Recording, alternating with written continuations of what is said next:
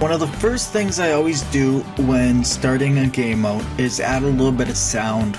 In doing so, the first thing I do when it's a character-based game is add footsteps. Today I'm going to be showing you how to do that easily. Now, most people when they're learning go into their blueprint and they try to add sounds through blueprints. Now, this works and it can work, but it can also cause a lot of errors, and that means you're forced into having this blueprint. And it's the only one that has that setup that can use it. I'm going to show you how to set up footsteps that you can use in any blueprint. So in this project, based on the third person template, we just have our typical third person that goes from idle to run and can jump. Excuse my day-night cycle. So very basic, no sounds. Let's fix that quickly. So what we're going to do is we're going to right click, we're going to go to sound, and we're going to make a new sound cue, and we're just going to call this footsteps 3P for third person. I'm going to open up the sound cue editor. So with our sound cue ready, we're going to drag in a wave player. This plays a sound. Select it, and then under the details panel, choose a sound. I'm going to select one that I already have from the universal sound effects pack on the marketplace. I suggest you get it, but there is always stuff you can find online. So once we've selected a sound, we can double click on it to play it. We can hit play cue, but only once we've connected our node. We can hit play cue, or we can double click on the output. So now we've got a single footstep. So let's save it. Now let's integrate it into our game before we add a little bit more variety. So let's go to our animation blueprint that is driving the character's animation. So under the third person template, that is under character, third person, and in blueprint. And so animation blueprints are how you set up animations through a blueprint. You see we have our animation list, our animation graph, and our anim graph. But what we want to focus on here is animation. The third person template uses third person run for all of its walking. So I'm going to open third person run by double clicking on it under the animation tab. So you see we have this thing called notifies here. I'm going to hit pause and go to frame 1 at the very beginning so it's not looping. You see we have notifies. This is where if you right click and add notify state, you can add all sorts of things. You can see play particle effect, play sound, new notify, add notify state, time particles effect, or trail, and you can manage your notifies. So we want to add a sound. So we're going to add notify, play sound. So now wherever we drag this, it's going to play a certain sound. Now we can just choose a simple sound. If that works in its own right, you can do that. But using the sound cue lets us do some cooler things. So we're going to select play sound, and then under the details, the sound we want to play is the one we just made called footsteps underscore 3P right there. So we'll select that. Now if we hit play, at the start of the loop, we get our footstep.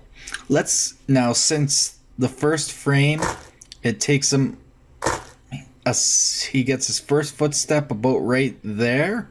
Let's put it down right there.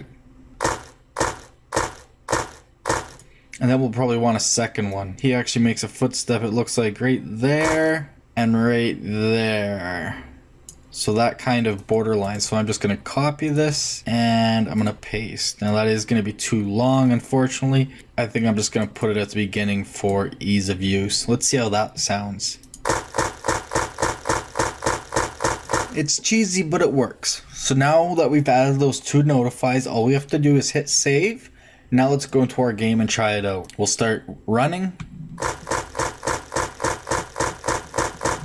It works, but that's kind of cheesy. You don't want your sound to be the same every time. So how do we change that? Well, let's disconnect our wire. Let's use the random node. This is one of my favorite nodes, and let's add some inputs depending on how many sounds you have. So I'm going to connect my first sound to my first random node input. And I'm going to copy this a bunch of times, I think 8. And so I'm going to select a different sound for each one. So under this one, I select 2, 3, 4, 5, 6, 7, and 8. So now we have all 8 sounds. Now we have some variety, so we'll just wire this into 8 different inputs on our random node, and then we'll put our output to our sound cue output. Now when we play our output, I'm gonna double click on it a few times. Watch how it selects sounds.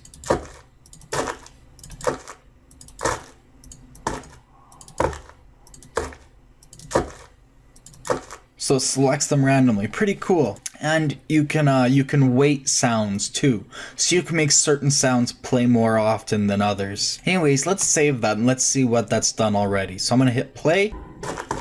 As you can see, it sounds way more realistic already.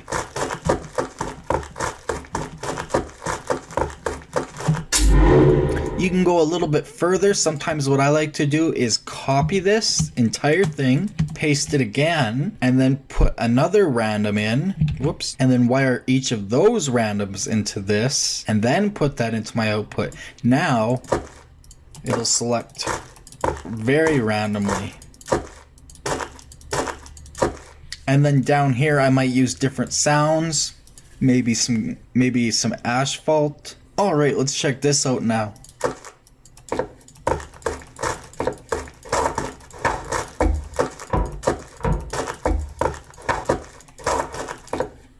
So let's save. Let's see how that sounds.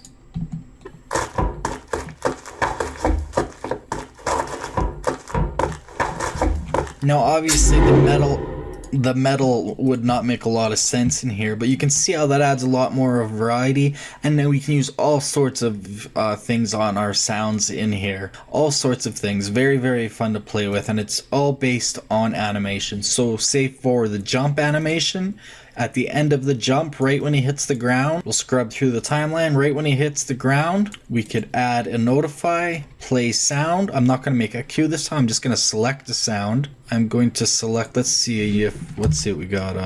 So we're going to choose a grunt. Now let's see how that sounds.